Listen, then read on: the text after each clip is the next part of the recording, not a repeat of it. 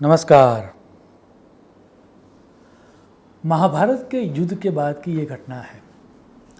एक दफ़े महाराजा जन्मेजय अपने राजमहल में बैठे थे और तभी उनसे मिलने के लिए वेद व्यास जी आते हैं। दोनों के बीच एकांत में शास्त्र की एक चर्चा छिड़ जाती है और जन्मेजय जी व्यास जी को ये पूछते हैं कि मेरा एक प्रश्न है जो मुझे बहुत सताता है। मेरे परदादा दादा पांडव थे, विदुर जी थे, भीष्म पितामह थे, जैसे महामानव थे। इतना ही नहीं, स्वयं श्री कृष्ण भगवान भी थे। फिर भी वो सब इकट्ठा होके भी महाभारत के विनाश को क्यों नहीं रोक सके? तो वेद व्यास जी जवाब देते हैं, क्योंकि वह नियति थी, वह डेस्टाइन था। अब इसमें ज़्यादा प्रश्न पूछते हुए जन्मेजय जी ये बोलते हैं कि मैंने तो ये सुना है कि समर्थ व्यक्ति अपने पुरुषार्थ से नियति को बदल भी सकता है, डेस्टिनी को बदल भी सकता है। आपका क्या मानना है? तो वह समझाते हुए वेद व्यास जी कहते हैं कि जिसको नियति या डेस्टिनी कहा गया है, वह डेस्टिनी तीन तरह की होती है। पहली डेस्टिनी होती है जिनको कहा जाता है इनएविटेबल डेस्टिनी या एसेंशियल डेस्टिनी, अनिवार्य प्रारब्ध, जो होकर ही रहता है, जिसको बदला नहीं जा सकता। फिर दूसरा पार्ट जो आता है उसको कहा जाता है अर्ध अनिवार्य प्रारब्ध, सेमी एसेंशियल डेस्टिनी। और आखिर में जो पार्ट आता है जिसको कहा जाता है निवार्य प्रारब्ध, जिसको बदला जा सकता है, नॉन एसेंशियल डेस्टिनी। तो जो चीज़ें हमारे भाग्य में प्रबल नियति बन के आती है, एसेंशियल डेस्टिनी बन के आती है, उसको बदला नहीं जा सकता। अब जन्मेजय जी कहते हैं कि मेरा इसके अंदर विरोध है और मैं चाहूँगा कि आप तो प्रखर ज्योतिषी हैं, आप तो त्रिकाल ज्ञानी हैं, आप मेरी कुंडली और मेरे हाथ का परीक्षण कीजिए और कोई एक ऐसी स्ट्रॉन्ग डेस्टिनी मुझे बताइए, एक नियति बताइए जो होकर ही होने वाली है, और मैं अपने चुनावों से, by my choices, by my actions, मैं नियति को बदल दूंगा। वेदव्यास जी समझ जाते हैं कि अब राजा की जो बुद्धि है वह कुबुद्धि हो चुकी है, वह नियति को चैलेंज कर रहा है। तो वेदव्यास जी कुंडली का अभ्यास करते हैं, हाथ का अभ्यास करते हैं, फिर ध्यान में बैठ के थोड़े समय के बाद जन्मेजय जी को कहते हैं कि चलो मैं तुम्हारी प्रबल नियति के बारे में बताता हूँ, हो सके तो इसको बदल के दिखाओ। और उसके बाद वेद व्यास जी कहना स्टार्ट करते हैं और वो ये कहते हैं कि सर्वप्रथम तो कुछ समय के बाद अगर तुम्हारे राज्य में कोई यज्ञ का अश्व बेचने के लिए आए तो तुम उसको खरीदना मत। अगर यज्ञ का अश्व खरीद लिया तो फिर दक्षिण दिशा में प्रयाण करना मत। अगर दक्षिण दिशा में प्रयाण भी कर लिया तो किसी सुंदर स्त्री के ऊपर मोहित मत हो जाना। अगर सुंदर स्त्री पर मोहित हो गए, उसको अपने दरबार में ला लिया, अपने महल में ला लिया, तो उसको रानी बनाना, पट्ट रानी मत बनाना। अगर इतना भी कर लिया तो आगे जाके याद रहे कि अश्वमेध यज्ञ कभी भी मत करना। अगर मान लो कि अश्वमेध यज्ञ भी करना हुआ तो यज्ञ की पूर्णाहुति के समय पर यंग ब्राह्मण्स को, युवा ऋत्विज को मत बुलाना।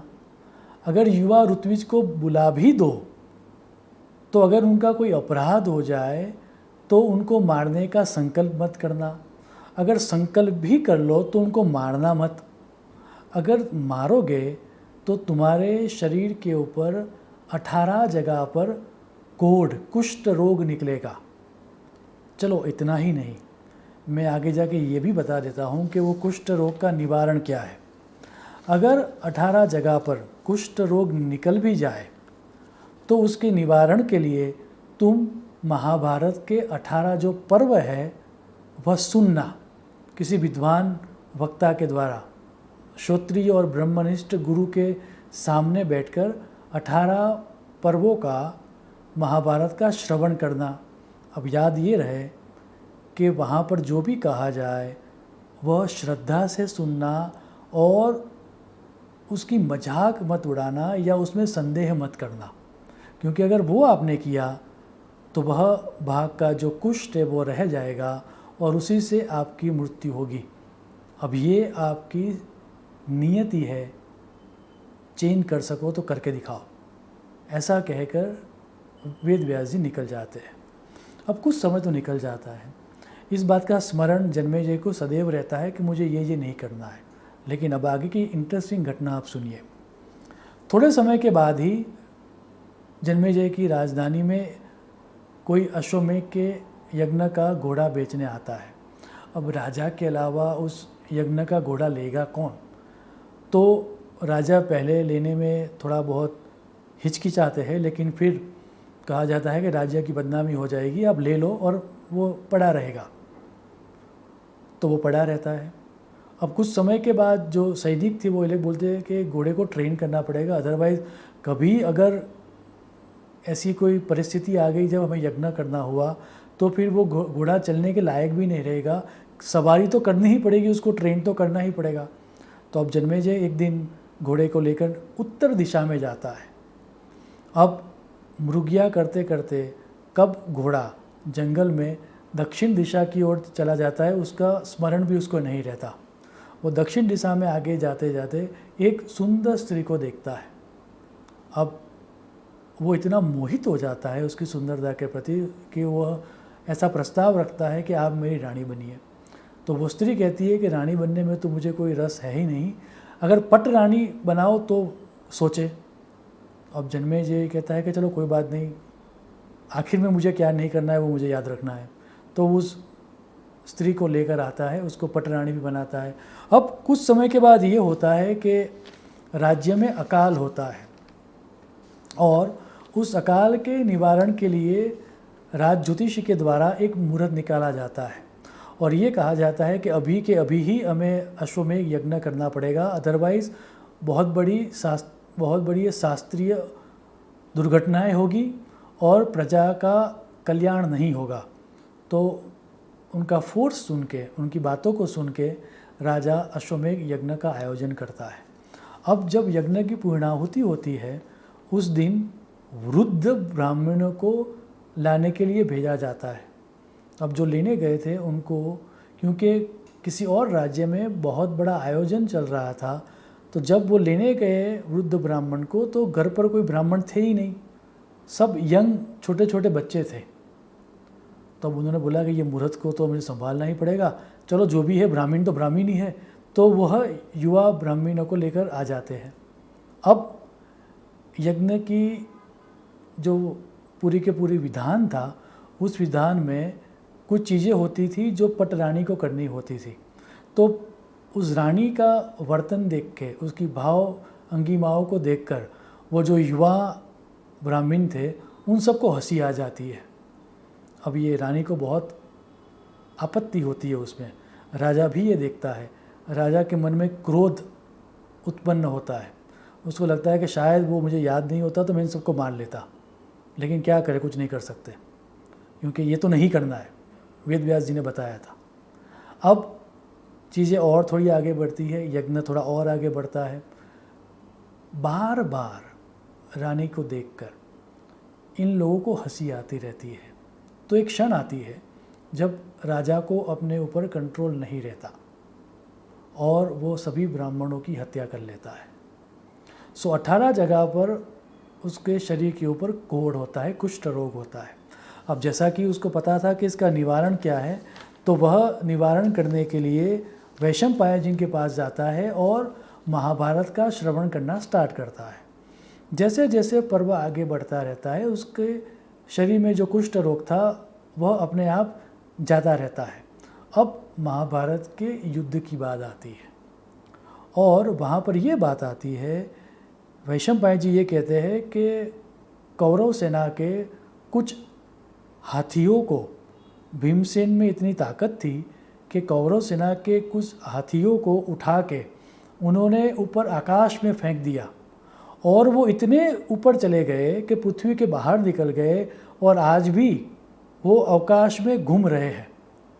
अब ये सुनने के बाद अचानक जन्मेजय को हंसी आ गई और उन्हें बोला कि इतनी तो मत फेंको, कुछ कंट्रोल में रहो, ये कैसे हो सकता है। जैसे ही इस शब्द का उच्चारण हुआ, कुष्ठ रोग रह गया और स्टोरी कहती है कि इसी रोग के कारण आगे जाकर जन्मेजय की मृत्यु हुई। इसी सिद्धांत को समझाते हुए विद्यारण्य स्वामी जी ने पंचदशी में एक अद्भुत श्लोक दिया है। अवश्यम भावी भावानाम प्रतीकारो भवेत यदि तथा दुखेर न लिप्यरन नल राम युधिष्ठिराः। अर्थात हमारे जीवन में कुछ चीज़ें ऐसी होती है जो होकर ही रहती है, कुछ इवेंट है जो इनएविटेबल होती है, उनको बदला नहीं जा सकता। अगर बदला ही जाता तो नल राजा के जीवन में कोई दुख नहीं होता, राम भगवान के जीवन में कोई दुख नहीं होता और ना ही युधिष्ठिर के जीवन में कोई दुख होता। पूरी चर्चा का सार यही है कि हमारे भाग्य में जिसकी हम बात कहते हैं लक या डेस्टिनी, उसमें 3 तरह की बातें होती है। कुछ चीज़ें हैं जो इनएविटेबल है, एसेंशियल है, अनिवार्य है, वो होकर ही रहेगी। कुछ चीज़ें हैं जिसको बदलाया जा सकता है, जिसमें रूपांतरण पॉसिबल है, और कुछ चीज़ें हैं जिसको पूरी तरह से बदला जा सकता है। पूरे का पूरा ज्योतिष शास्त्र इसी सिद्धांत के ऊपर रचा गया है।